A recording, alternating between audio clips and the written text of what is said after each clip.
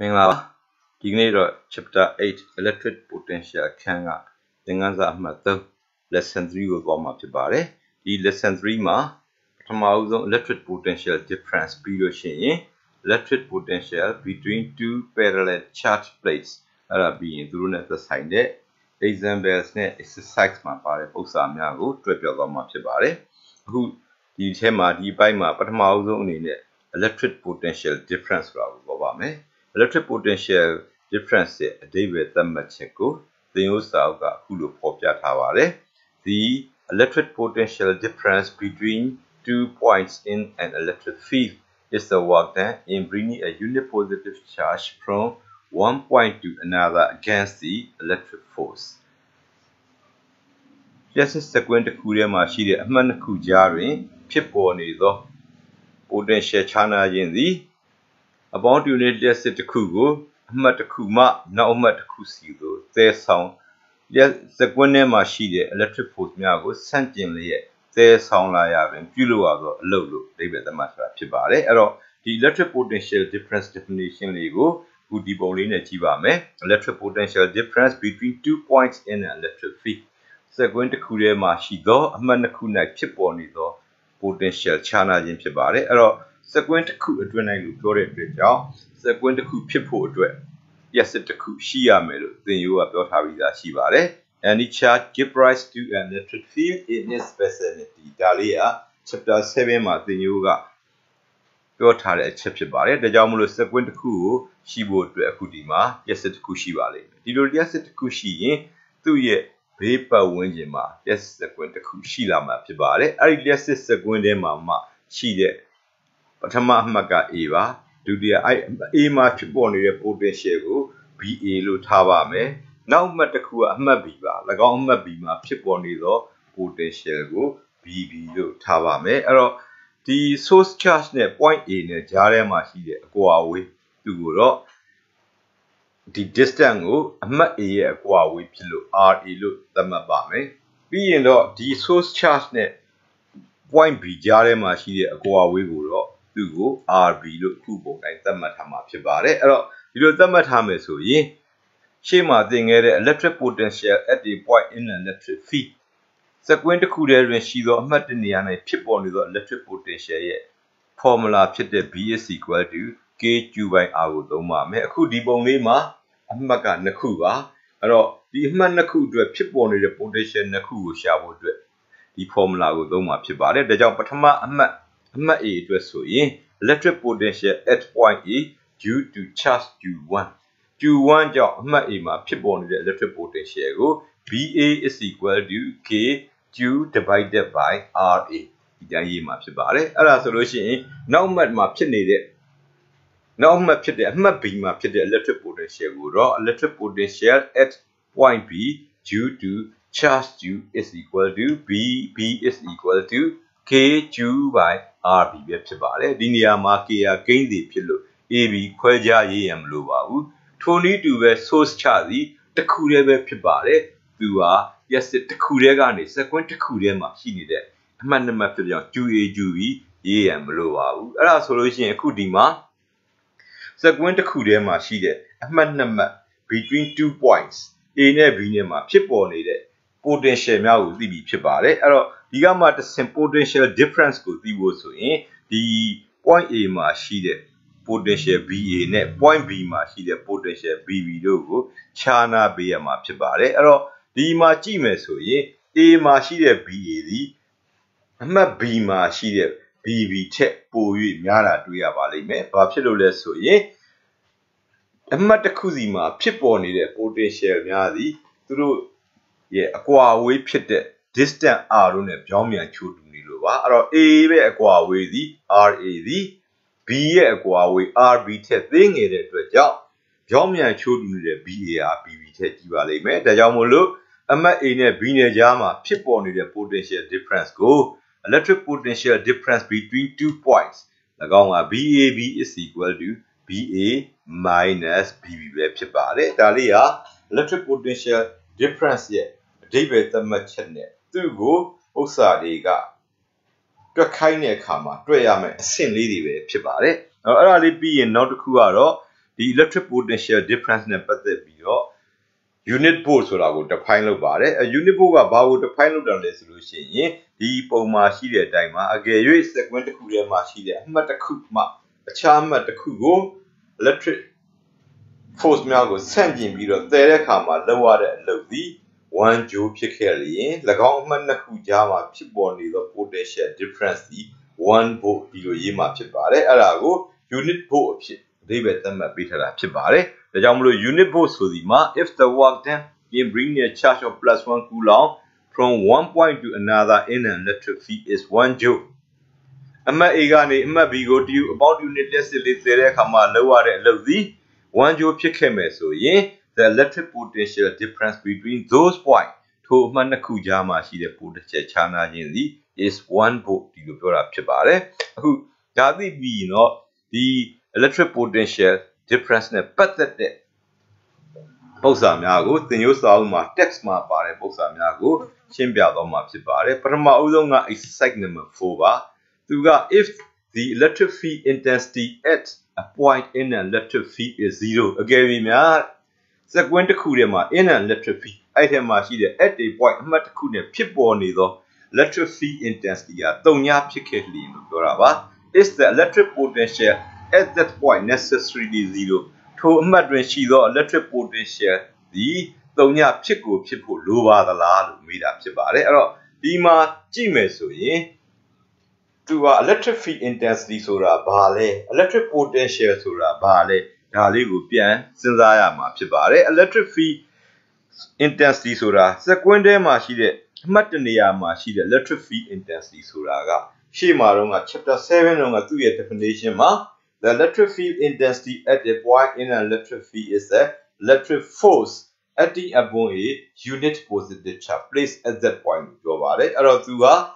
sequence ထဲမှာရှိတဲ့ field intensity ဒီထိုအမှတ်မှာရှိနေတဲ့အပေါင်း unit လက်စစ်ပေါ်ကိုတက်ရောက်နေတဲ့ electric force လို့ပြောတာဖြစ်ပါတယ်သို့တော်လည်း electric potential ရဲ့ definition မှာတော့ the electric potential at the point in an electric field is the work done in bringing a unit positive charge from infinity to that point against the electric force လို့ပြောတာဖြစ်ပါတယ်အဲ့တော့ဒီ electric potential ကတော့သူက work done ဖြစ်ပါတယ်အဲ့ဒီ work done ဒီအပေါင်း unit ကိုတည်လာတာဖြစ်တော်လေ against the electric force လျှက်စစ် sequence ထဲမှာရှိတဲ့လျှက်စစ်အားများကိုဆန့်ကျင်ပြီးတော့ပြင်ပ external force တစ်ခုကနေလောက်ရတဲ့အလုပ်ဖြစ်ပါတယ်ဒါကြောင့်မို့လို့သူက sequence ထဲမှာရှိတဲ့ force F ကိုဆန့်ကျင်ပြီးတည်ရတဲ့အလုပ်ဖြစ်တဲ့အတွက်ကြောင့်မို့လို့ E0 ဖြစ်တိုင်းလည်း B0 မဖြစ်နိုင်ပါဘူးအဲ့ဒါလေးကိုကျောင်းသားများသေချာသိကျင်နေဆိုရင်တော့ chapter 7 ကပုံစံနံပါတ်33 electric field intensity ဟာ0ရထားပါတယ်အဲ့ဒီပုံစံကို electric potential ကိုတွက်ကြည့်ရင်0ရမှာမဟုတ်ပါဘူးအဲ့တော့အခုဒီမှာသူ့ရဲ့အဖြေကတော့ no the electric potential at that point is not necessarily 0 if the electric field intensity at that point in an electric field is 0ဒီအဖြေလေးဟာမဟုတ်ပါဘူးတဲ့ no ပါအဲ့တော့ဘာလို့ no တာလဲဆိုလို့ရှိရင်တော့သူက sequence ထဲမှာရှိတဲ့အမှတ်တနေရာမှာဖြစ်ပေါ်နေတဲ့ field intensity 3 ဖြစ်တိုင်းထိုအမှတ်မှာ electric potential ကမဖြစ်မနေ3ဖြစ်ရမယ်ဆိုတာမမှန်ပါဘူးလို့ပြောတာဖြစ်ပါတယ်အဲ့တော့ဘာဖြစ်လို့လဲဆိုတဲ့အကြောင်းကိုခုရှင်းပြမှာဖြစ်ပါတယ် the force due to electric field 0 means that electric field is 0အဲ့တော့ force due to electric field sequence ကြောင့်ဖြစ်တဲ့ force လို့ပြောတာပါ electric force ကိုပြောတာဖြစ်ပါတယ်အဲ့ဒီကောင်က3ဖြစ်မယ်ဆိုလို့ရှိရင် that means that electric field intensity is 0 field intensity E က 0ဖြစ်မှာပါ E is equal to F by Q ပါ F က electric force ပါ force due to electric field ပါ F0 ဖြစ်မှာတော့ E က 0ဖြစ်မယ်လို့ပြောတာဖြစ်ပါတယ် but the electric potential is the work done by the external force သို့သော electric potential ကတော့ external force ကနေလုပ်ရတဲ့အလုပ်ဖြစ်ပါတယ်ဒါကြောင့်မို့လို့ potential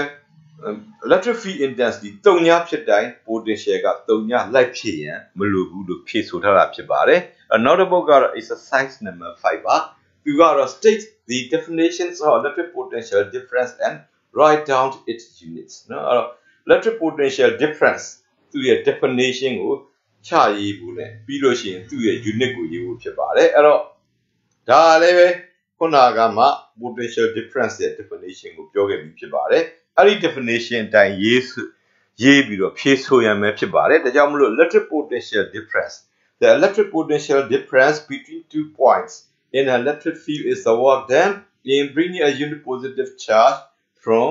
one point to another against the electric force ဒီအတိုင်းဖြေဆိုပြရမှာဖြစ်ပါတယ်ပြီးရင်တော့ဒီ potential difference ရဲ့ unit ကိုမေးတာဖြစ်ပါတယ်အဲ့တော့ potential ရဲ့ unit က electric potential ရဲ့ unit က volt ပါလို့ပြောပြီးသားပါ potential difference ကလည်းပဲသူက difference ပဲဖြစ်လို့ပူရင်း potential ရဲ့ unit တိုင်းပဲဖြစ်ပါလိမ့်မယ်ဒါကြောင့် electric potential difference ရဲ့ unit သည် volt လို့ဖြေဆိုမှာဖြစ်ပါတယ် the unit of electric potential difference is volt ဒီလိုဖြေပါမယ်အဲ့ဒါပြီးရင်တော့နောက်တစ်ခုကတော့ electric potential difference သူနဲ့ပတ်သက်တဲ့တွက်စာပု္ပ္ပစာတွေဖြစ်ပါတယ်အဲ့တော့ပထမဆုံးတွေ့ရမယ်သင်ရိုးမှာပါတဲ့ပု္ပ္ပစာလေးကတော့ example number 5ဖြစ်ပါတယ်နမူနာပု္ပ္ပစာ5ပါအဲ့တော့ဒီ potential difference ကိုတွက်တဲ့ example 5မှာ if the point A and B are at a distance of 0.5 meter and 1 meter respectively from the charge plus 5.0 into 10 to the power minus 6 coulomb find the electric potential difference between them okay အမှတ် A နဲ့ B တို့ဟာလျှပ်စစ်ပမာဏ plus 5.0 into 10 power minus 6 coulomb ရှိတဲ့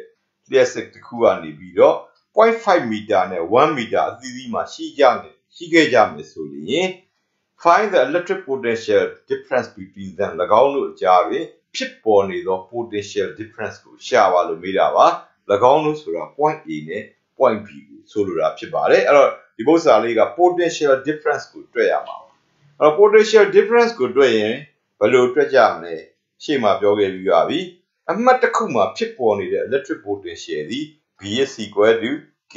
Q by R ဖြစ်ပါတယ်အဲ့တော့ A မှာဖြစ်တဲ့ကောင်ကတော့ BA is equal to K Q by R ဖြစ်ပြီးတော့ B မှာဖြစ်တာကတော့ BB is equal to K Q by RB လို့ပြောခဲ့ပါတယ်သူတို့နှစ်ခုကိုရလို့ရှိရင်နှုတ်ခြားနာပေးလိုက်မယ်ဆိုရင် potential difference ကိုရတာပဲဖြစ်ပါတယ်ဒါကြောင့်မို့လို့ BA နဲ့ BB နဲ့ကိုတွက်နိုင်ဖို့အတွက်သူစီ Q ကတော့တစ်ခုတည်းပါသူက second တစ်ခုတည်းမှာရှိတာဖြစ်ပါတယ်အကွာအဝေးကနှစ်ခုဖြစ်ပါလိမ့်မယ် point A ရဲ့အကွာအဝေးနဲ့ point B တို့ရဲ့အကွာအဝေးပဲဖြစ်ပါတယ်သင်ရိုးမှာဖော်ပြထားတဲ့ပုံများအတိုင်းဆိုရင်တော့ A ဒီနီးကပ်တဲ့အမှတ်ဖြစ်ပြီးတော့ B ကဝေးကွာတဲ့အမှတ်ဖြစ်ပါလိမ့်မယ်ဒီပု္ပ္ပစာမှာလည်းပဲ A ဒီ 0.5 ပဲရှိပြီးတော့ B ကတော့1 meter လို့ပြောထားပါတယ်အဲ့တော့ဒီမှာ R နှစ်ခုကိုသိပြီးတော့ကျူသိတယ်ဆိုရင် BA နဲ့ BB ကိုတွက်ယူနိုင်ပါတယ်တွက်ယူပြီးတော့ရရှိတဲ့နှစ်ခုကိုခြားနာပေးမယ်ဆိုရင်ပု္ပ္ပစာကရှာခိုင်းတဲ့ potential difference between them ထိုအမှတ်နှစ်ခုကြားမှာဖြစ်ပေါ်နေသော potential ခြားနာခြင်းကိုတွက်ယူနိုင်ပြီဖြစ်ပါတယ်ဒါကြောင့်ဒီခုကိုတွက်ဖို့အတွက်ပေးထားခြင်းများကိုအရင်ရေးပါမယ်အခုဒီမှာရှေ့ကတွေ့တဲ့ 0.5 meter သည် point A ရဲ့လျှပ်စစ်ကျူကအကွာအဝေးဖြစ်ပါတယ်သူဒါကြောင့်မလို့သူ့ကို RA အဖြစ်ရေးပါမယ် RA is equal to က 0.5 meter ပါနောက်1 meter ကတော့အမှတ် B ရဲ့အကွာအဝေးဖြစ်နေခဲ့လို့ RB is equal to 1 meter ဒီလိုရေးပါမယ်အဲ့ဒါပြီးတော့ဒီမှာပေးထားတဲ့ plus 5.0 into 10 power minus 6 coulomb ဆိုတာစက်ကွင်းကိုဖြစ်ပေါ်စေတဲ့ source charge ဖြစ်ပါတယ်ဒါကြောင့်သူ့ကို Q အကြီးသူနဲ့ရေးမှာဖြစ်ပါတယ်ဒါကြောင့် Q is equal to plus 5.0 into 10 to the power minus 6 coulomb ပါအဲ့တော့ဒီမှာပါတဲ့ဥစ္စာတွက်ချက်ရမှာအသုံးပြုရမယ် K ရဲ့တန်ဖိုးကတော့ကျောင်းသားများသိရှိပြီးသားရပြီးသားဖြစ်ရမယ်တန်ဖိုး K is equal to 9 into 10 to the power 9 Newton meter square per coulomb square ကိုသုံးပါမယ်အခုစတွက်ပါမယ်အဲ့တော့ဒီစက်ကွင်းထဲမှာရှိတဲ့အမှတ်တွေရဲ့ electric potential ကိုတွက်ဖို့အတွက်အသုံးပြုမဲ့ပုံစံနည်းကတော့ electric potential at the point in an electric field သူက B is equal to K Q divided by R ပဲဖြစ်ပါတယ်အခုဒီပု္ပ္ပစာမှာအမှတ်ကနှစ်မှတ်ရှိပါတယ် A နဲ့ B နဲ့ပါဒါကြောင့်ပထမအမှတ်အတွက် electric potential at point A due to charge Q အမှတ် A တွင်လျှပ်စစ်ကျူကြောင့်ဖြစ်ပေါ်နေသော electric potential BA is equal to K Q by RA ပါဒါလေးကိုရပြီဆိုရင်ဒီမှာပေးထား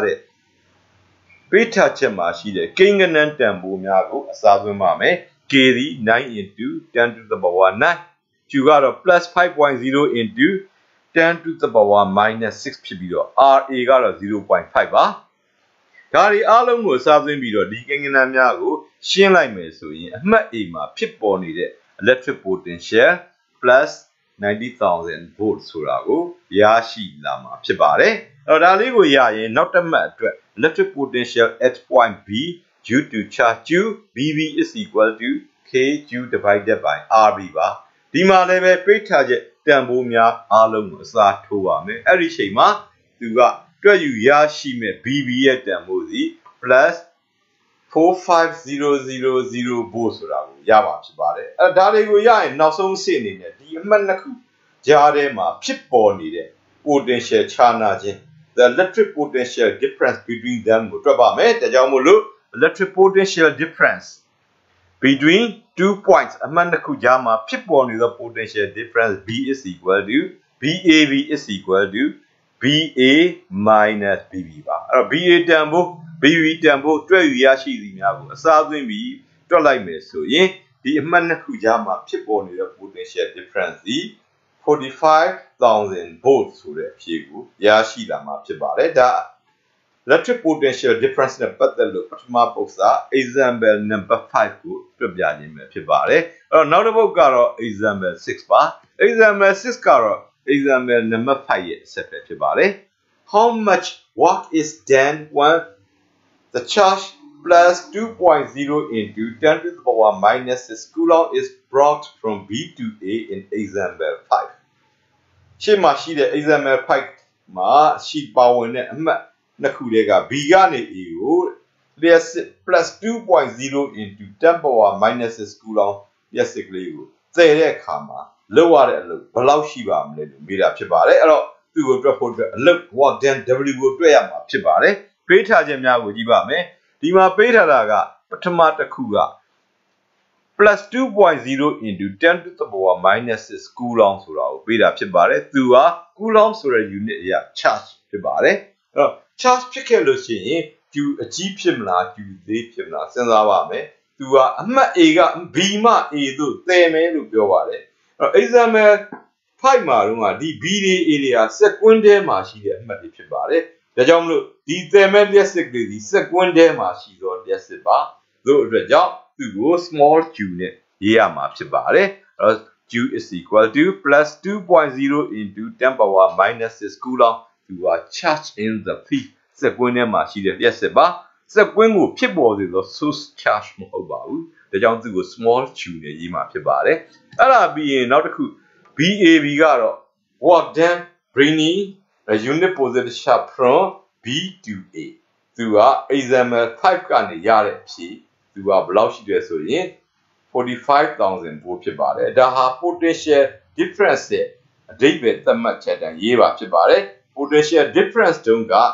the electric potential difference between 2 points ဒီ B နဲ့ A နဲ့ကြားထဲမှာရှိတဲ့ potential difference က is the work done အလုပ်ပဲဖြစ်ပါတယ် in bringing a unit positive charge တစ် unit လျှပ်စစ်ကိုသယ်တာပါသယ်တဲ့အခါမှာ from one point to another B ကနေ A ကိုသယ်တယ်ဆိုတာက against the electric force နော် electric force ကိုဆန့်ကျင်ပြီးသယ်တယ်လို့ပြောတာဖြစ်ပါတယ်ဒါကြောင့်မို့လို့ဥစ္စာနံပါတ်5မှာတွက်ယူရရှိတဲ့ potential difference BAB ဒီသူဒီ work done in bringing a unit positive charge from point B to A ပဲဖြစ်ပါတယ်သူဒီတွက်ယူရရှိသောတန်ဖိုးအရာ 45,000 volt ဖြစ်ပါတယ်အဲ့ဒါပြီးရင်တော့ဒီကနေပြီးတော့ work done ကိုတွက်မှာဖြစ်တဲ့ကြောင့် work done နဲ့ potential တို့ရဲ့ဆက်စပ်မှု formula ဖြစ်တဲ့ B is equal to W divided by Q ကိုသုံးမှာဖြစ်ပါတယ်အဲ့တော့ဒီကမှတစ်ဆင့်ဘာရလာမလဲဆိုရင် work done W is equal to B into Q ဆိုတာကိုရပါလိမ့်မယ်အဲ့တော့ဒီနေရာမှာ for bringing the charge from B to A B ကနေ A ကိုတည်တယ်လို့ပြောပါတယ်အဲ့တော့အမှတ်တစ်ခုကနေတစ်ခု between 2 points ပါဒါကြောင့်မို့လို့ဒီပုံစံนี้မှာပါတဲ့ W ကလည်းအမှတ်တစ်ခုကနေတစ်ခုကိုတည်တဲ့အလုပ်ဖြစ်သလို B ကလည်းပဲအမှတ်တစ်ခုနဲ့တစ်ခုနဲ့ကြားထဲမှာဖြစ်ပေါ်နေတဲ့ potential difference ပဲဖြစ်ရပါမယ်ဒါကြောင့်မို့လို့ဘယ်လိုရေးမလဲဆိုရင် for bringing the charge Q from B to A the work done သူကို WAB လို့ရေးပါမယ် is equal to BAB into Q ဖြစ်ပါတယ်အဲ့ဒီချိန်မှာ BAB တန်ဖိုးက example number 5ကတွေ့ယူရရှိတဲ့တန်ဖိုးအစားသွင်းပါမယ် Q ကတော့အခုပေးထားတဲ့တန်ဖိုးကိုအစားသွင်းပြီးတွက်မယ်ဆိုရင် B ကနေ A ကိုသယ်တဲ့အခါမှာလောက်ရတဲ့အလုပ် WAB is equal to 0.09 joule ဆိုတဲ့အဖြေကိုရရှိမှာဖြစ်ပါတယ်အခုဒီပုံစံလေးပြီးရင်တော့ဘယ်ကိုသွားမလဲဆိုရင် electric potential difference between two parallel charged plates electric potential အကြောင်းမှာပဲဖြစ်ပါတယ်သူကဘယ်မှာဖြစ်ပေါ်နေတဲ့ potential လဲဆိုရင် between two parallel charged plate parallel ဆိုတာပြိုင်နေတာပါ charge ဆိုတာလျှက်စစ်ဆောင်တဲ့ plates အပြားနှစ်ခုကြားမှာပြောတာပါအဲ့တော့လျှက်စစ်ဆောင်တဲ့အပြားတွေဆိုတော့သူတို့က conductor အပြားတွေပဲဖြစ်ပါတယ်သူတို့ကတစ်ခုနဲ့တစ်ခုပြိုင်နေကြပါတယ်အဲ့ဒီမှာသူတို့လျှက်စစ်တွေရှိပြီးတော့ဒီအပြားတွေမှာဖြစ်ပေါ်နေတဲ့ electric potential အကြောင်းကိုသွားမှာဖြစ်ပါတယ်အဲ့တော့ဒီလို two parallel charged plates တွေကို chapter 7 တုန်းကလည်းပဲ parallel plates ကိုသင်ခဲ့ပြီးပါပြီအဲ့တော့ parallel plates ဆိုရဲ့ဂုဏ်သတ္တိကသူတို့က conductor လျှက်စစ်ဆောင်နေတဲ့အပြားများဖြစ်ပြီးတော့တပြားနဲ့တပြားပြိုင်ပါလိမ့်မယ်ပြီးရင်တပြားမှာရှိတဲ့လျှက်စစ်နဲ့နောက်တပြားမှာရှိတဲ့လျှက်စစ်တို့သည်ပမာဏချင်းတူပြီးတော့လက္ခဏာချင်းဆန့်ကျင်ဘက်ဖြစ်ရမယ်ဆိုတာသင်ပြီးသားဖြစ်ပါတယ်သူကတစ်ဖက်က plus q ဖြစ်ရင်နောက်တစ်ဖက်က minus q ဖြစ်ရမှာဒီချက်တွေကိုသိပြီးသားဖြစ်ပါတယ်ဒါကြောင့်မလို့သိပြီးသားချက်တွေကနေဒီ two parallel charged plates သူ့ရဲ့ပုံလေးကိုဆွဲပါမယ်ဒါလေးက two parallel charged plates ပါအပြား A မှာအပေါင်းလျက်စစ်များရှိပြီးတော့အပြား B မှာအနှုတ်လျက်စစ်များရှိပါတယ်သူတို့ဒီပမာဏအားဖြင့်တူညီတယ်ဖြစ်ပါတယ်ဒါကြောင့်မို့လို့ဒီအပြားနှစ်ပြားကို A B ဟာ two parallel plates having the charges of equal magnitude and opposite sign ဒီလိုရေးတာဖြစ်ပါတယ် A နဲ့ B တို့သည်တူညီသောလျှက်စစ်ပမာဏနဲ့ဆန့်ကျင်မဲ့လက္ခဏာများရှိသောလျှက်စစ်များကိုပိုင်ဆိုင်ရသည့်ပြိုင်နေသောအပြားနှစ်ခုဖြစ်သည်လို့ဆိုလိုတာဖြစ်ပါတယ်အဲ့ဒါပြီးရင်ဒီအပြားနှစ်ပြားဟာတစ်ခုနဲ့တစ်ခုမထိပါဘူးဟထားပါတယ်အကွာဝေးဒီကွာဝေးတယ်လို့ရေးတာဖြစ်ပါတယ်ဒါကြောင့်မို့လို့ဒီပုံကနေ D ဆိုတာက distance ဖြစ်ပါတယ်ဘယ်သူရဲ့ distance လဲ A နဲ့ B နဲ့ကြားတဲ့က distance မှာဒါကြောင့် D is equal to distance between two plates ဒီလိုရေးမှာဖြစ်ပါတယ်အဲ့ဒါဆိုလို့ရှိရင်ဒီ A နဲ့ B နဲ့ကြားထဲမှာဘာရှိမလဲဒါ chapter 7 တုန်းကသင်ခဲ့ပြီးသားပါ A နဲ့ B နဲ့ကြားထဲမှာရှိတဲ့နေရာအများစုဟာ uniform electric field လို့ပြောထားပါတယ်အဲ့ဒါဆိုရင် A နဲ့ B နဲ့ကြားထဲမှာရှိတဲ့ uniform electric field ကိုပုံဆွဲပါမယ် uniform electric field တခုကိုပုံဆွဲမယ်ဆိုရင် electric field တွေကိုမျက်လုံးနဲ့မမြင်ရတဲ့အတွက်ဘာနဲ့ကိုစားပြုပြီးဆွဲပါလဲပြန်စဉ်းစားပါ An electric field can be represented by electric lines of force electric line of force ဆွဲပါမယ်ဘယ်လိုဆွဲမှာလဲထပ်စဉ်းစားပါ electric line of force leaves from the positive charge and enters into the negative charge line of force များသည်အပေါင်းလျှက်စစ်ကထွက်ပြီးအနှုတ်လျှက်စစ်ကိုဝင်တယ်လို့ပြောပါတယ်ဒါကြောင့်မလို့ဒီထဲမှာရှိတဲ့ line of force များသည်အပေါင်းကထွက်ပြီးအနှုတ်ကိုဝင်ပါမယ်ဒီထဲမှာရှိတဲ့ electric field က uniform electric field လို့ပြောပါတယ်အဲ့ဒါဆိုရင် uniform electric field ကိုပေါ်ပြတဲ့ line of force ရဲ့အကြောင်း chapter 7 မှာသင်ပြီးပါပြီအဲ့တော့ uniform electric field can be represented by equally spaced parallel lines of same length ဒါကလည်းသင်ကြားပြီးသားဖြစ်ပါတယ်သင်ကြားပြီးသားဖြစ်တဲ့အချက်တွေကိုအသုံးပြုပြီးဆွဲမှာဖြစ်ပါတယ်ဒါကြောင့်မလို့ A နဲ့ B နဲ့ကြားမှာဖြစ်ပေါ်နေတဲ့ electric field ကိုဆွဲတဲ့အခါမှာအပေါင်းကထွက်ပြီးအနှုတ်ကိုဝင်ပါတယ်သူတို့က equally spaced parallel line of same length များဖြစ်ပါဒါလေးဟာ A နဲ့ B နဲ့ကြားမှာဖြစ်ပေါ်နေတဲ့ electric field ကိုဖော်ပြတာဖြစ်လို့ E နဲ့ရေးပါမယ်ဒါကြောင့်မို့လို့ E is equal to electric field intensity between two plates ဖြစ်ပါအဲ့ဒါပြီးရင်အခုခေါင်းစဉ်ကတော့ဘာကိုသိကျင်တာလဲ electric potential ကိုသိကျင်တာဖြစ်ပါတယ် electric potential ကိုသင်္ကေတ B နဲ့ရေးတဲ့ကြောင့် B ဟာ potential difference between plates A and B အပြား A နဲ့အပြား B နဲ့ကြားမှာဖြစ်ပေါ်နေတဲ့ potential difference ပါအခုဒါဆိုလို့ရှိရင်ဒီ two parallel charged plates နှစ်ခုကြားမှာဖြစ်တဲ့ electric potential difference ကိုစဉ်းစားဖို့အတွက်ပုံလေးဆွဲပြီးပါပြီအဲ့တော့ဘယ်လိုစဉ်းစားမှာလဲဒါလေးကလည်းခဲနာမဟုတ်ပါဘူး definitions of electric potential ရှေ့မှာသင်ကြားခဲ့တဲ့ electric potential ရဲ့ definition အရ B ဆိုတာတစ်ယူနစ်အပေါင်းunit လျှက်စစ်ကိုတည်တဲ့အခါမှာလောက်ရတဲ့အလုပ်ဖြစ်လို့ W divided by Q ပဲဖြစ်ပါတယ်အဲ့တော့ဒီကမှတစ်ဆင့်နောက်တစ်ခါဘာရတယ်လဲဆိုရင် chapter 1မှာသင်ခဲ့တဲ့ work done W ဆိုတာ force နဲ့ displacement တို့ရဲ့မြောက်လက်ဖြစ်လို့ W is equal to FD ကိုသုံးပါမယ်သူ့ကိုသုံးပြီးအစားသွင်းလိုက်ရင်တော့ဘာရလာမလဲဆိုရင် B is equal to F into D divided by U ဒါလေးကိုရလာမှာဖြစ်ပါတယ်အဲ့ဒါပြီးရင်ဒီရရှိလာတဲ့ B is equal to F into D divided by U မှာ F ဆိုတာက force ပါဘာ force ပါလဲသူကစက်ကွင်းကြောင့်ဖြစ်ပေါ်တဲ့ force ဆိုတော့ electric force ပဲဖြစ်ပါတယ်ဒီ electric force နဲ့ပတ်သက်ပြီးတော့ဒီပုံမှာပါတဲ့ electric field intensity ရဲ့ဆက်စပ်မှုသည် electric field intensity ရဲ့ definition ဖြစ်တဲ့ E is equal to F by Q ကိုသုံးမယ်ဆိုရင်ဒီကနေ F ညီမျှခြင်း EQ ရလာမှာဖြစ်ပါတယ်အဲ့တော့အဲ့ဒီမှာသူကအပေါ်က formula တိုင်းမှာအစားသွင်းလိုက်လို့ရှိရင် F by Q ရဲ့နေရာမှာ E ကိုအစားသွင်းရင် therefore B is equal to ED ဆိုတာရမှာဖြစ်ပါတယ်အဲ့ဒါဆိုလို့ရှိရင်ပုံကိုပြန်ကြည့်ပါမယ် B ဆိုတာအပြားနှစ်ပြားကြားမှာဖြစ်ပေါ်နေသော potential difference ပါ E ကတော့ဒီအပြားနှစ်ပြားအတွင်းမှာရှိတဲ့ electric field ဖြစ်၍ D ကတော့၎င်းအပြားနှစ်ပြားတို့ရဲ့အကွာအဝေးဖြစ်ပါတယ်ဒါကြောင့်မို့လို့ electric potential between two parallel charge plates သည် electric သူအပြားထဲမှာဖြစ်ပေါ်နေတဲ့အတွင်းမှာဖြစ်ပေါ်နေတဲ့ electric field intensity နှင့်၎င်းအပြားတို့ကြားမှာရှိတဲ့အကွာအဝေးတို့ရဲ့မြောက်လက်ဆိုတာဒီကနေရရှိလာမှာဖြစ်ပါတယ်ဒါကြောင့်မလို့ B is equal to ED ရလာတဲ့အခါမှာ E is equal to က B by D ဖြစ်သွားပါတယ် E is equal to B by D ဆိုရင် B ရဲ့ unit က volt ပါ D ရဲ့ unit က meter ပါဒါကြောင့်မလို့ another unit of electric field intensity ဟာ volt meter လို့ခေါ်ပြလို့ရပါတယ်အဲ့တော့အပေါ်က electric field intensity ရဲ့ definition formula E is equal to F by Q ကိုကြည့်မယ်ဆိုရင်တော့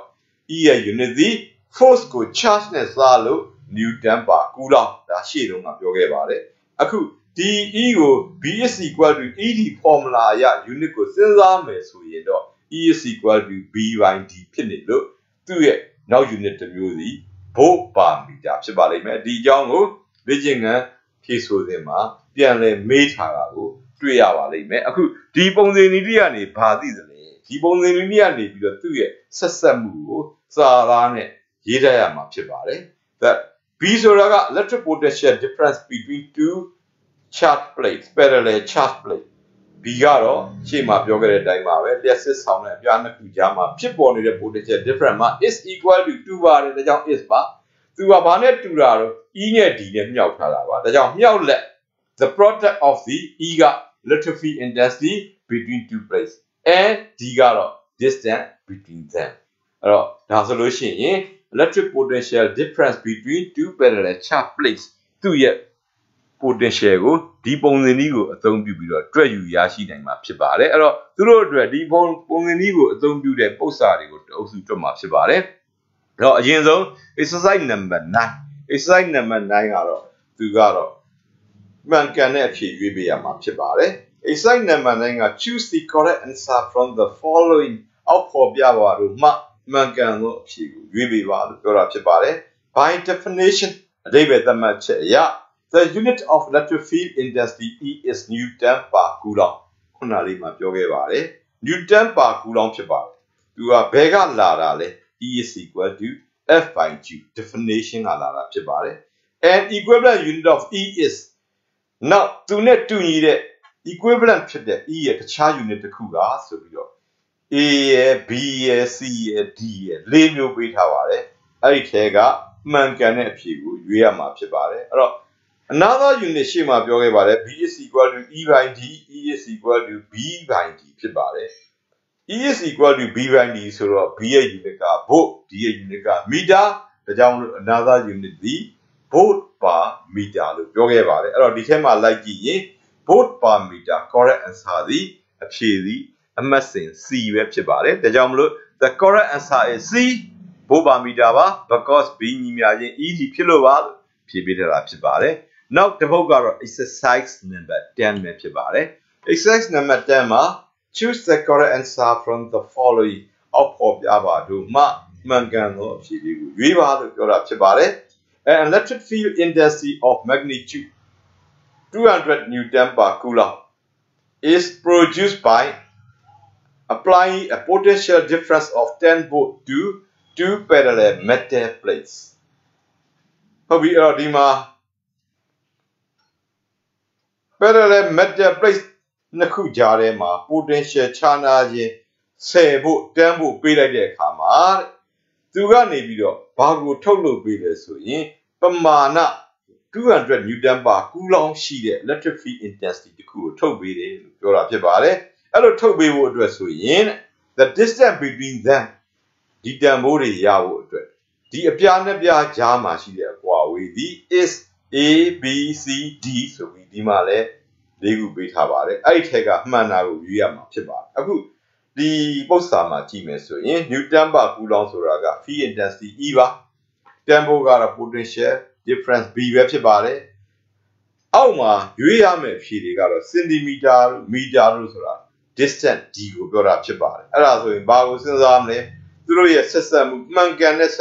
အဖြေကိုရဖို့အတွက်သူ့ရဲ့ဆက်ဆက်မှုကိုသိဖို့အတွက်လိုပါတယ်အဲ့တော့ B ရဲ့ E ရဲ့ D ရဲ့ဘယ်လိုဆက်ဆက်ပါသလဲ B ညီမြရင် ED ဖြစ်ပါတယ်ဒါကြောင့်မလို့ D is equal to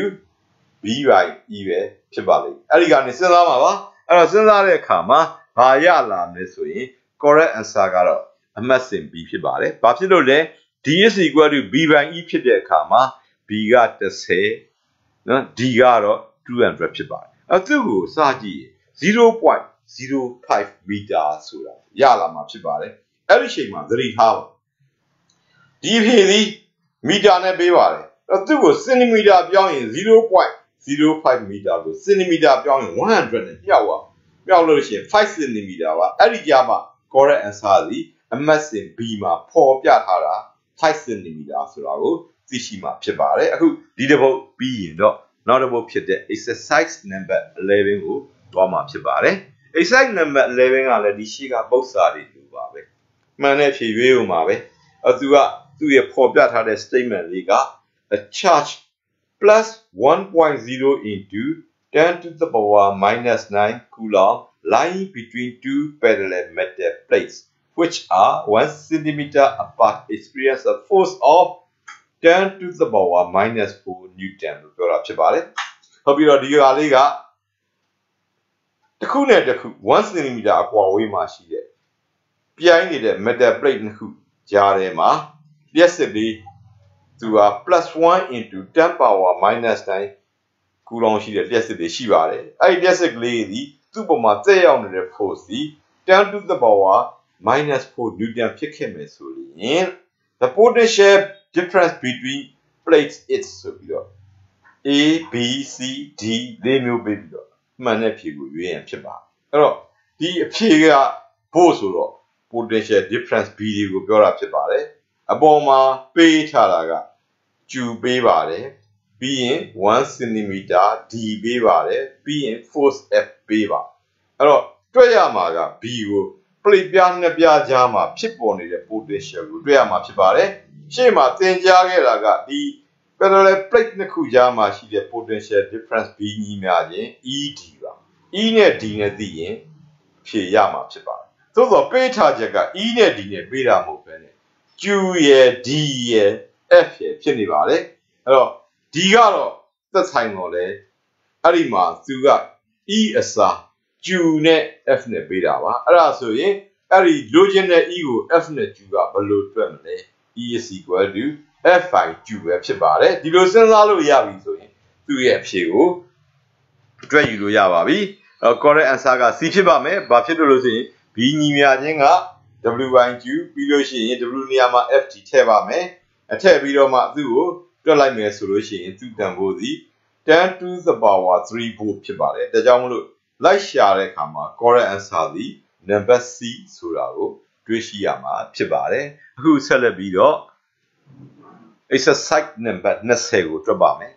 exercise number 20ဟာ an electron is accelerated by a uniform electric field from rest to a velocity of 10 to the power 6 meter per second electron လေးတစ်လုံးဟာတဲ့ uniform electric field တစ်ခုကနေပြီးတော့ရက်နေရာကနေ velocity 10 power 6 meter per second ပြောင်းသွားတဲ့အချိန်ရလာလို့ပြောပါအဲ့တော့ဒီဟာလေးက electron လေးဟာမူလကရက်နေတာပါရက်နေရာကနေပြီးတော့ velocity ပြောင်းသွားလို့ accelerated အချိန်ရလာတာဖြစ်ပါတယ်အဲ့တော့ရက်နေတဲ့အရာဝတ္ထုတစ်ခုကိုအဲ့လိုပြောင်းအချိန်ရလာဖို့ပြောင်းလဲဒီရွှေ့ရှားသွားဖို့ဆိုရင်ဒါဒီ Newton laws အရာသူ သူသည် force ရှိရမှာဖြစ်ပါတယ်အဲ့ဒီ force ကိုဘယ်သူကလုပ်ပေးတယ်လဲ by a uniform electric field uniform electric field ကလုပ်ပေးတယ်လို့ပြောပါတယ်uniform electric field ကဘယ်လိုလုပ်တယ်လဲသူ့ထဲမှာရှိတဲ့ electric force တွေကလုပ်တာဖြစ်ပါတယ် if the accelerating region is 0.2 meter long ဒီ acceleration ရလာတဲ့ region သူ့ရဲ့အကွာအဝေးသည် 0.2 meter လောက်ရှိ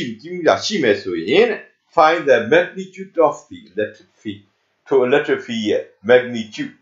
field intensity E ကိုရှာပေးပါလို့မေးတာဖြစ်ပါတယ်အဲ့တော့သူ့ကိုတွက်ဖို့အတွက်ပေးထားချက်များကိုအရင်ကြည့်ပါဒီမှာ electron လို့ပြောပါတယ် electron လို့ပြောရင်ဒါက charge q တို့ mass m တို့မပေးရင်လည်းပဲအကြောင်းသားကသိရမှာရှေ့မှာပြောပြီးသားဖြစ်ပါတယ်ဒါကြောင့် electron ရဲ့ charge q ကိုစဉ်းစားပါ electron ရဲ့ charge q သည် q is equal to သူက 1.6 into 10 power minus 90 coulomb မှာသူက electron ဖြစ်လို့ပါသူကတကယ်တမ်းကတော့ negative တန်ဖိုးဆောင်တာဖြစ်ပါတယ်အဲ့ဒါပြီးရင်သူ့ရဲ့ mass ကလည်းသိပြီးသားဖြစ်ရပါမယ်သူစီ mass m သည် 9.1 into 10 power minus 31 kilogram မှာဘာဖြစ်လို့လဲ electron လို့ပေးထားလို့ဖြစ်ပါတယ်ဒီတန်ဖိုးတွေက chapter 7နဲ့ကအလွတ်ရထားရမယ်တန်ဖိုးများဖြစ်ပါတယ်အဲ့ဒါပြီးရင်သူက velocity ရက်နေရာကနေ velocity ရလာတယ်လို့ပြောပါတယ်ဒီ velocity သည်သူ့ရဲ့ဘာကိုပြောတာလဲဆို final velocity ပါသူက v ညီမြခြင်း10 power 6 meter per second ဖြစ်ပါတယ်အဲ့ဒီချိန်မှာသူ့ရဲ့ accelerating region ကိုပေးထားပါတယ်ဒါက distance ဖြစ်တဲ့ d ပဲဖြစ်ပါတယ် 0.2 meter အခုဒီကနေပြီးတော့ဘာကိုတွက်ရမှာလဲ magnitude of electric field E ကိုတွက်ရမှာပါ E ကိုတွက်မယ်ဆိုရင်သိထားတာကဒီ E ရဲ့တန်ဖိုးကနော်သူက E is equal to F(i)Q F နဲ့ Q နဲ့သိရင်ရနောက်တစ်ခါဒီမှာလည်းပဲသူကဘာသိရင်ရလို့ဆိုလို့ရှိရင် Q ကတော့ဒါ electron ဆိုတာသိ F ကို F မပေးပါဘူး velocity ပေးပါနော်အဲ့တော့နောက်တစ်မျိုးစဉ်းစားနိုင်တာကဒီကောင်လေးကအခုလိုရွေ့သွားတယ်ဆိုရင် electric field ကြောင့်ရွေ့သွားတယ်ဆိုရင်သူ့မှာစွမ်းအင်ကရွေ့စွမ်းအင်ရှိပါလိမ့်မယ်အဲ့ဒီရွေ့စွမ်းအင်ကဘယ်သူကလုပ်လိုက်တဲ့အလုပ်ကပြောင်းလဲလာအောင် electric field ကလုပ်လိုက်တဲ့အလုပ်ကအရွေစွမ်းရည်ဖြစ်ပြောင်းလဲသွားတာဖြစ်ပါတယ်ဒီချက်ကနေတွက်မယ်ဆိုရင်သူ့ကိုတွက်ဖို့အတွက် since the electron is accelerated by a uniform electric field electron လေးသည် uniform electric field ကနေအရှိန်ရအောင်ပြုလုပ်လိုက်တဲ့အတွက်ကြောင့်ဒီ electron လေးမှာပိုင်ဆိုင်လာတဲ့ kinetic energy the kinetic energy of the electron is equal to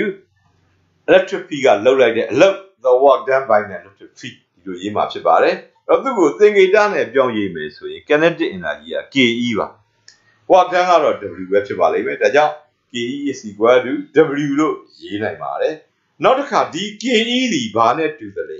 ဒါနောမတန်းနဲ့သင်ပြီးသားပါ kinetic energy KE is equal to half mv square ဖြစ်ပါတယ် work done W ကတော့ W ညီမျှခြင်း F into D ဖြစ်ပါတယ်အဲ့တော့ဒါကြောင့်မို့လို့သူ့ကိုပြောင်းရေးမယ်ဆိုရင်KE က half mv square ဖြစ်ပြီးတော့ W က FD ဖြစ်တဲ့အတွက်ကြောင့် half mv square is equal to FD လို့ရေးလို့ရပါအဲ့တော့ဒီလိုရေးပြီးပြီဆိုရင်တော့ဒီကနေမှတစ်ဆင့်ဘယ်သူကိုရှာနိုင်တယ်လဲဆိုရင်ဒီထဲမှာကြည့်ရင် mass သိပါတယ် velocity သိပါတယ် d distance သိပါတယ်အဲ့ဒီကနေ F ကိုရှာပါမယ် therefore F is equal to mv square divided by 2d ပါအဲ့ဒီချိန်မှာဒီ mass တွေပြီးရင် velocity တွေပြီးရင် distance တွေအားလုံးကိုအစားသွင်းပြီးတွက်ရင် F ရဲ့တန်ဖိုးဖြစ်တယ် 22.7 into 10 to the power minus 19 newton ဒီတန်ဖိုးကိုရမှာဖြစ်ပါတယ်အခု F ကိုရပါပြီ F ကိုရရင် Q ကလည်းသိတယ်ဆိုရင်သူမေးတဲ့ electric field intensity E ကိုဘယ်ပုံစံနည်းသုံးရှာမလဲသူတို့သုံးမှုရဲ့ဒီ Q ရဲ့ F ရဲ့ E ရဲ့ဆက်စပ်မှုသည် electric field intensity ရဲ့အဓိပ္ပာယ်သတ်မှတ်ချက် formula ဖြစ်တဲ့ E is equal to Fi ကိုသုံးပါလိမ့်မယ်အဲ့ဒီခါမှာ F တန်ဖိုးအစားသွင်းပါ Q တန်ဖိုးလည်းအစားသွင်းပါအဲ့တော့သူ့ကိုရှင်းလိုက်တဲ့အခါမှာ electric field intensity ရဲ့တန်ဖိုးဖြစ်တဲ့ 14.22 newton per coulomb ဒါသည်ဒီပု္ပ္ပစာကတွက်ချက်ခိုင်းတဲ့အဖြေပဲဖြစ်ပါတယ်အခုဆက်ပြီးတော့နောက်တစ်ပုဒ်ကိုသွားပါအောင်မယ်သူကတော့ example နမူနာပု္ပ္ပစာ example 7ပဲဖြစ်ပါတယ်7မှာA 6-volt battery is connected to two parallel metal plates If the distance between two plates is 0.5 centimeter, find the electric field intensity between them. အဲ့တော့ဒီမှာပြောထားတာကပြိုင်နေတဲ့သတ္တုပြားနှစ်ခုကိုတဲ့ 6 battery လုံးနဲ့ဆက်လိုက်တယ်လို့ပြောတာပါအဲ့ဒါဆိုရင်ဒီအပြားနှစ်ပြားကြားမှာဖြစ်ပေါ်နေတဲ့ potential difference ဒီ 6 ဖြစ်ပါလိမ့်မယ် if the distance between two plates is 0.5 centimeter ဒါကတော့အပြားနှစ်ခုကြားမှာရှိတဲ့အကွာအဝေးကိုပေးတာဖြစ်ပါတယ် d ကိုပေးတာပါအခုပေးချချက်မှာ b နဲ့ d နဲ့ရှိပါတယ် find the electric field intensity between them e ကိုပေးတာဖြစ်ပါတယ်အဲ့တော့ဒီကနေပေးထားချက်တွေကိုကြည့်မယ်ဆိုရင်ပထမတစ်ခုက 6 volt ပါပြီးရင်သူက parallel metal plate လို့ပြောထားပါတယ်ပြီးရင် d လည်းပေးပါတယ်အဲ့တော့ဒါကြောင့်မလို့ 6 volt လို့ပေးတာက b ကိုပေးတာဖြစ်လို့ b is equal to 6 volt ပါနောက်တစ်ခါဒီမှာရှိတဲ့ 0.5 cm ကတော့ distance မှာသို့သောသတိထားပါ unit က centimeter ဖြစ်နေပါတယ်သူ့ကိုမီတာပြောင်းရင်လိုပါတယ်ဒါကြောင့် d is equal to 0.5 centimeter is equal to 0.5 into 10 to the power minus 2 meter ဖြစ်ပါလိမ့်မယ်ပုံစံမှာသူက parallel metal plates လို့ပြောထားပါတယ်ဒါကြောင့်မို့လို့ parallel plates ရဲ့ပုံစံကြီးဖြစ်တဲ့ for parallel plates b is equal to e ကိုရေးမှာဖြစ်ပါတယ်အဲ့ဒါဆိုရင်ဒီပုံစံလေးကအလွန်ရှင်းသွားပါပြီ b ရဲ့ d ရဲ့ရှိပါတယ်ပျောက်နေတဲ့ field intensity e ကိုမေးတာပါ therefore e is equal to b by d အစားသွင်းလိုက်လို့ရှိရင် b နေရာမှာ 6 ဒီနေရာမှာ 0.5 into 10 to the power minus 2 သူတို့အားလုံးကိုရှင်းလိုက်ရင်တော့ e ကို1200 volt per meter or newton per coulomb unit ကိုနှစ်မျိုးရေးပေးထားတာဖြစ်ပါတယ်အဲ့တော့ဒါလေးကဘာကိုမှတ်မိစေချင်တာလဲအဲ့တော့ပုံစံလေးတွက်တာကဖြေရအောင်တွက်တာပေါ့ unit ကိုနှစ်မျိုးရေးပေးတာက electric field intensity ရဲ့ unit စီ volt per meter လည်းဖြစ်တယ် newton per coulomb လည်းဖြစ်တယ်ဆိုတာလေးကိုမှတ်မိစေချင်တာပါ newton per coulomb ဒီ definition အရရေးတာပါ volt per meter ဒီ b is equal to ed parallel plates formula အရရရှိသော unit ဖြစ်ပါတယ်အဲ့ဒါဆိုလို့ရှိရင်တော့ဒီ example 7သူမေးထားတဲ့အဖြေကိုတွက်ပြီးပါပြီပြီးရင်နောက်တစ်ခုတွက်စေချင်တာက example 8ပဲဖြစ်ပါတယ် example 8မှာက a 6 volt battery is connected to two parallel metal plates ဆိုတော့ပုံစံနဲ့အတူတူပဲဖြစ်ပါတယ်အဲ့ဒီအချိန်မှာသူက the electric field intensity between the plate is 300 volt per meter ဆိုတော့မေးတာကိုပေးထားချက်ဖြစ်ပြန်လာတာဖြစ်ပါတယ်အဲ့ဒါဆိုရင်ခုနကပုံစံကမေးတာကိုတစ်ခုဒီမှာပေးထားချက်ဖြစ်မယ်ဆိုရင်အခုမေးတာဒီစောစောပုံစံရဲ့ပေးထားချက်သူ့ကိုမေးတာဖြစ်ပါလိမ့်မယ် number A how far are the plates apart အကွာဝေးကိုမေးတာပါပြီးရင် number B ကတော့ find the work done in carrying an electron from one plate to another plate ပြားတစ်ပြားကနေနောက်ပြားတစ်ပြားကို electron တစ်လုံးသယ်သွားတဲ့အခါမှာလောက်ရတဲ့အလုပ်ကိုမေးတာပါအဲ့တော့ဒီမှာ one plate to another ပဲပြောပါတယ် positive plate က negative plate က positive ခွဲခြားမေးခြင်းမရှိပါဘူးဒါကြောင့်မလို့သူ့ကိုရေဘူးကသဘောပဲဖြည့်ဆိုရင်လုံးမှာဖြစ်ပါတယ်အခုဒီမှာပေးထားချက်အနေနဲ့အရင်ဆုံးတွေ့တဲ့ 6 volt သူက potential difference ဖြစ်လို့ b is equal to 6 volt လို့ရေးပါပြီးရင်300 volt per meter သူက electric field intensity ရဲ့ unit ဖြစ်လို့ e is equal to 300 volt per meter ဒီလိုရေးပါမယ်အဲ့ဒါရေးပြီးရင် number A သူကဘာပြောလဲဆိုသူတို့ရဲ့အကွာအဝေးကိုမေးတာဖြစ်ပါတယ်အဲ့တော့ပုံစံနည်းကတော့ဒီမှာ parallel metal plates လို့ပြောထားတဲ့အတွက်ကြောင့် for parallel plates b is equal to ed ပါအဲ့တော့ b နဲ့ e နဲ့ရှိပါတယ်ပျောက်နေတာက d သူ့ကိုမေးတာဖြစ်ပါတယ် therefore d is equal to b by e ပါ b တန်ဖိုးက6ပါ e က300အစားသွင်းလို့ရှိရင်သူက2 into 10 power minus 2 meter နော်ဒီနည်းပြောရင်0.02 meter ဆိုတဲ့အဖြေလေးကိုရရှိမှာဖြစ်ပါတယ်ဒါဆိုရင် a ကိုတွက်ပြီးပါနံပါတ် b ကိုတွက်ဆက်တွက်ရမှာဖြစ်ပါတယ်နံပါတ် b မှာသူကပြောထားတာကဒီ a မှာရှိတဲ့ပေးထားချက်များအရာ b ကတော့6ဖို့ပဲဖြစ်ပါတယ်အဲ့ဒါပြီးရင်နောက်တစ်ခုသူက electron လို့ပြောလိုက်ပါအဲ့တော့တွက်ရမှာက work done ကိုတွက်ရမှာဖြစ်ပါတယ် work done ကိုတွက်ရမယ်ဆိုရင်ဒီမှာ b သိပြီးတော့နောက်တစ်ခါဒီ electron ရဲ့ဘာကိုသိသလဲဆိုရင် electron လို့ပြောလို့ရှိရင်ကျောင်းသားများသိရမှာကသူ့ရဲ့ charge ပါသူက Q is equal to 1.6 into 10 power minus 19 coulomb ဖြစ်ပါတယ်ဘာဖြစ်လို့ဒီတန်ဖိုးကိုရေးပါသလဲပု္ပ္ပာမှာ electron လို့ပြောထားလို့ဖြစ်ပါတယ်ဒါကြောင့် နောက်က bracket ထဲကနေပြီးတော့ electron ဆိုတာလေးရေးပေးစီခြင်းပါတယ်ဒါလေးကိုရပြီဆိုရင်မေးတာက W သိနေတာက B နဲ့ Q သူတို့အားလုံးဆက်တာက electric potential ရဲ့ definition formula ဖြစ်တဲ့ B is equal to W by Q ဖြစ်ပါတယ်တွေ့ရမယ် W is equal to က BQ ဖြစ်ပါလိမ့်မယ်အဲ့ဒီချိန်မှာအခု Q တန်ဖို့ B တန်ဖို့အားလုံးကိုအစားသွင်းရင်ရရှိလာမယ်ဟောတန်းစီ 9.6 into 10 to the power minus 19 joule ဆိုတဲ့အဖြေကိုတွက်ယူရရှိမှာဖြစ်ပါတယ်အခုဒါပြီးရင်လည်းနောက်ထပ်တစ်ပုဒ်ကိုသွားပါအောင်မယ်သူကတော့ example 9ပဲဖြစ်ပါတယ် example 9မှာ if an electron is placed on negatively charged plates in example 8ဒီမှာလာပါပြီ electron လေးကဘယ်အပြားပေါ်တင်လိုက်တယ်ဆိုရင်အနှုတ်ပြားပေါ်တင်လိုက်တယ်လို့ပြောတာဖြစ်ပါတယ်negatively charged plate ကအနှုတ်ပြက်စစ်တွေရှိ electron ကလည်းအနှုတ်အဲ့တော့အနှုတ်ချင်းတူးနေတယ်ဆိုရင် nature of electric force အရာ light charges rubber အတွန်းခံရတ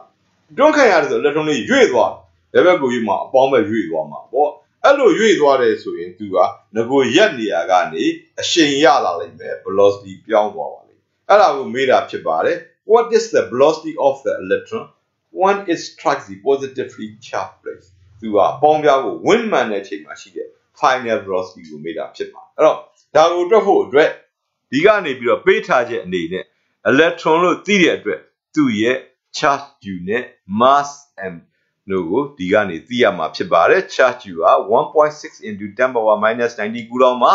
mass m ကတော့ 9.1 into 10 power minus 31ဒီမှာရေးထားတာမှားနေပါတယ် kilogram ဖြစ်ရပါမယ် kilogram เนาะအဲ့ဒါပြီးလို့ရှိရင်တော့သူက example 8ကဟာလို့ပြောတဲ့အတွက် exam 8မှာပေးထားတဲ့ potential difference 6ဖို့ကိုပေးထားချက်အနေနဲ့ယူမှာဖြစ်ပါတယ်အဲ့တော့ဒါတွေသိပြီးရင်သူ့ကိုတွက်ဖို့အတွက်စောစောကလိုပါပဲဒီ electron လေးဒီစက်ကွင်းထဲမှာရှိတဲ့ force တွေကတွန်းလိုက်တာ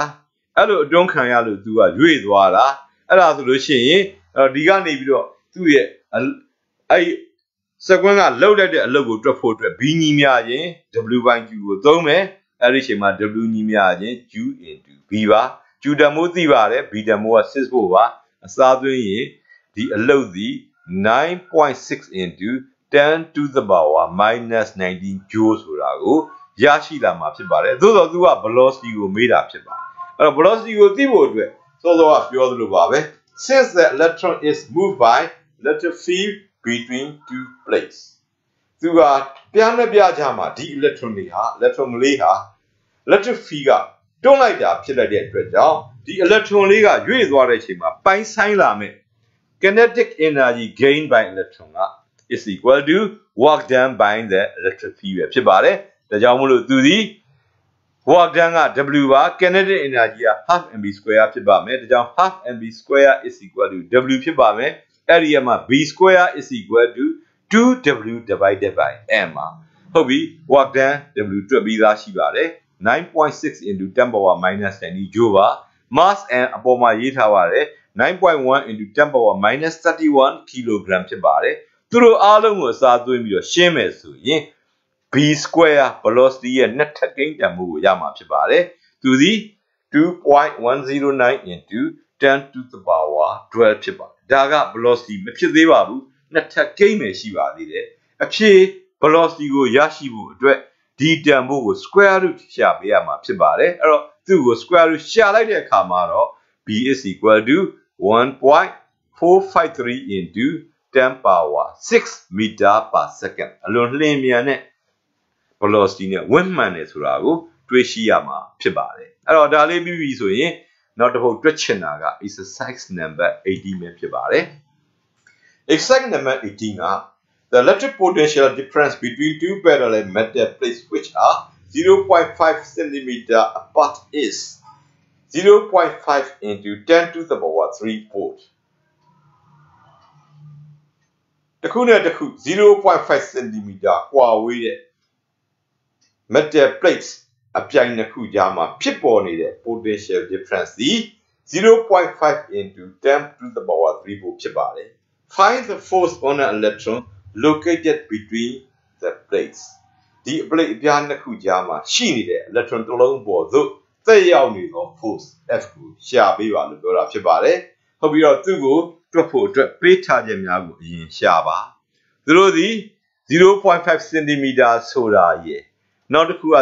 0.5 into 10 to the power 3 volt ဆိုတာရဲ့ electron ဒါတွေပဲဖြစ်ပါတယ်အဲ့တော့ဒီကနေ 0.5 cm ဆိုတာကဒီအပြားနှစ်ခုကြားမှာရှိတဲ့အကွာအဝေးဖြစ်လို့သူ့ကိုသင်္ကေတ D နဲ့ရေးမှာဖြစ်ပါတယ်ဒီမှာလည်းပဲသတိထားရန်က unit က centimeter ဖြစ်နေတဲ့ကိစ္စပါပဲသူ့ကိုမီတာပြောင်း၍ဖော်ပြပါဒါကြောင့်မလို့ D is equal to 0.5 centimeter is equal to 0.5 into 10 to the power minus 2 meter လို့ရေးပါမယ်နောက်တစ်ခုကတော့ potential difference B ပဲဖြစ်ပါတယ်ဒါကြောင့် B is equal to 0.5 into 10 to the power 3 volt ဖြစ်ပါတယ်နောက်တစ်ခုက electron လို့ပြောထားတဲ့အတွက်ကြောင့်သူ့ရဲ့ Q တန်ဖို့ကျောင်းသားများကချရေးပေးရမှာဖြစ်ပါတယ်အဲ့တော့ဒါတွေရေးပြီးပြီဆိုရင်ပေးထားချက်တွေသိသွားတဲ့အခါမှာဒီပု္ပ္ပာမှာ parallel plate လို့ပြောထားတဲ့အတွက်ကြောင့် parallel plate ရဲ့ formula for parallel plates B is equal to ED ပဲဖြစ်ပါတယ်အခုဒီမှာကြည့်မယ်ဆိုရင်ပေးထားချက်မှာ B နဲ့ D နဲ့ရှိပါတယ်အဲ့တော့ဒီကမှာ E ရနိုင်ပါတယ် E ရမယ်ဆိုရင် Q ပေးထားတဲ့ E ညီမျှခြင်း F by Q ကသူမေးတဲ့ find the force F ကိုတွက်နိုင်မှာဖြစ်ပါတယ်ဒါကြောင့် parallel plate ရဲ့ formula က B ညီမျှခြင်း ED ပါပြီးရင်နောက်ဆက်သုံးမဲ့ formula က E is equal to F by Q ဖြစ်ပါတယ်ဒါကြောင့်မို့လို့ဒီ formula နှစ်ခုထဲမှာရှေ့က B ညီမျှခြင်း ED ရဲ့နေရာမှာ E is equal to F by Q ကိုအစားသွင်းလိုက်မယ်ဆိုရင်တော့ B ညီမျှခြင်း FD divided by Q ဆိုတာရရှိလာမှာဖြစ်ပါတယ်အဲ့တော့ပေးထားခြင်းနဲ့ပြန်ကြည့်ပါ D ပေးထားပါတယ် B လည်းပေးပါတယ် Q လည်းသိနေပါပြီပျောက်နေတာက F ပဲဖြစ်ပါတယ်၎င်းပျောက်နေတဲ့ F ကိုပဲပု္ပ္ပာကတွက်ခိုင်းရင်းပဲဖြစ်ပါတယ်ဒါကြောင့်မို့လို့ F is equal to the BQ divided by D ဖြစ်ပါတယ် B တန်မို့အစားသွင်းမယ် D တန်မို့အစားသွင်းမယ် Q တန်မို့အစားသွင်းမယ်ပေးထားချက်မှာအားလုံးရှိနေပါပြီသူတို့ကိုအစားသွင်းပြီးတော့ဒါလေးကိုမှန်ကန်စွာတွက်နိုင်မယ်ဆိုရင် F ရဲ့တန်ဖိုးသည် 1.6 into 10 to the power minus 40 newton ဆိုတဲ့ပု္ပ္ပာကတွက်ခိုင်းတဲ့အဖြေကိုရရှိမှာဖြစ်ပါတယ်အဲ့တော့ဒါလေးက exercise number 18အတွက်အဖြေပဲဖြစ်ပါတယ်နောက်တစ်ပုဒ်ကတော့ exercise number 19ပဲဖြစ်ပါတယ်19ကလည်းဒီ18နဲ့အပြန်အလှန်သဘောမျိုးပါပဲအဲ့ဒီမှာ two parallel metal plates are 4 cm apart parallel plate ပု္ပ္ပာပါပဲအကွာအဝေးဒီက4 cm လို့ပြောပါတယ် if the force on an electron between the plates is 1.0 into 10 to the power minus 40 newton ဒီမှာကတော့ပေးထားချက်က force ကိုပေးထားတာဖြစ်ပါတယ်စောစောက18လုံးကတော့ force ကိုမေးပါတယ်ဒီမှာ force ကိုပေးပါတယ်အဲ့ဒါဆိုရင်စောစောက18လုံးကပေးထားတဲ့ potential difference ကိုအခု19ကပြန်မေးတာပါဒါကြောင့် number 18နဲ့ number 19ဒီတစ်ချိန်ထဲမှာပဲနှစ်ပုတ်ဆက်တိုက်တွက်ထားဖို့ကောင်းပါတယ်သူတို့ကပုံစံတူပြီးတော့အပြန်အလှန်မေးတဲ့ပု္ပ္ပာတွေဖြစ်နေလို့ဖြစ်ပါတယ်အခုဒီမှာပေးထားချက်များကိုကြည့်ပါမယ်4 cm distance ကိုပေးတာပါ D ပါ view side ပါ unit ကိုပြောင်းဝင်လို့ပါတယ်ဒါကြောင့် D is equal to 4 cm is equal to 4 into 10 to the power minus 2 meter ပါနောက်တစ်ခုက electron လို့ပြောပါတယ် electron လို့ပြောရင်သူ့ရဲ့ charge Q ကိုသိရမှာဖြစ်ပါတယ် Q is equal to 1.6 into 10 to the power minus 19 coulomb electron ဖြစ်လို့ပါနောက်တစ်ခုပေးတာကတော့ newton ဆိုတော့ဒါ force F ဖြစ်ပါတယ် F is equal to 1.0 into 10 to the power minus 40 newton ပဲဖြစ်ပါတယ်အဲ့တော့သူ့ကိုတွက်ဖို့အတွက် parallel plate လို့ပြောထားတဲ့အတွက်ကြောင့် parallel plate ရဲ့ပုံစံနည်း B is equal to ED သုံးပါမယ်နောက်ပြီးလို့ရှိရင် electric field intensity ရဲ့ definition ပုံစံနည်း E is equal to F by Q ကိုသုံးပါမယ်ဒီနှစ်ခုကနေပြီးတော့ E ရဲ့နေရာမှာ F by Q ကိုအစားသွင်းရင် B is equal to FD by Q ပါပေးထားချက်ကိုကြည့်ပါ D ရှိပါတယ် Q ရှိပါတယ် F ရှိပါမေးတာက B ဖြစ်ပါတယ်ဒါကြောင့်မလို့ဒီပုံစံနည်းထဲမှာဓာတ်ရိုက်အစားသွင်းပြီးတော့တွက်ချက်ရုံပဲဖြစ်ပါတယ်သူတို့ကိုအစားသွင်းလိုက်မယ်ပြီးရင်ရှင်းလိုက်မယ်ဆိုရင် B ရဲ့တန်ဖိုးသည် 2.5 into 10 to the power 3 volt သို့ဒီမဟုတ် 2500 volt ဆိုတဲ့အဖြေကိုရရှိလာအောင်မှာဖြစ်ပါတယ်ဒီကနေ့သင်ခန်းစာကတော့ဒီလောက်ပါပဲကျောင်းသူကျောင်းသားများအားလုံးကျမ်းမာချမ်းသာကြပါစေ